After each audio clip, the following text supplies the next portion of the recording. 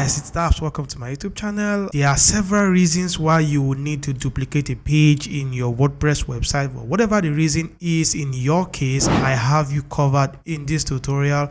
I'll show you a super simple, easy way to get that done with the help of a free plugin.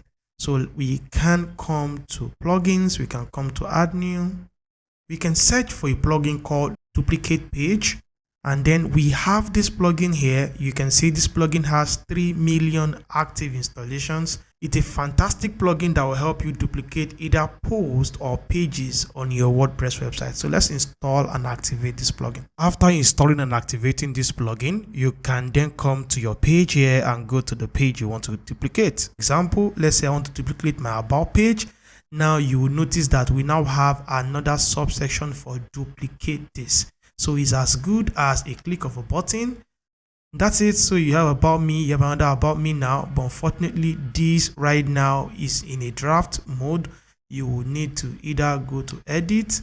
So you can see this is the page here, about me, Daps. You can just make changes to the page, do whatever you want to do, and then publish the page.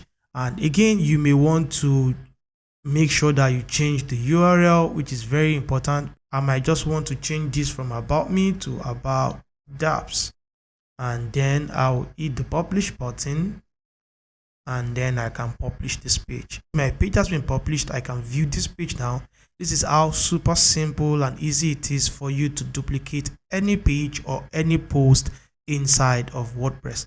If you find this video useful, give me a thumbs up. If you have any issues, let me know in the comment section, and also check my playlist in the video description. It's a playlist of WordPress tips and tricks that will help you move around WordPress and get mastery over WordPress. And that's my time in this video. I'll see you in another one, and until then, have a nice time.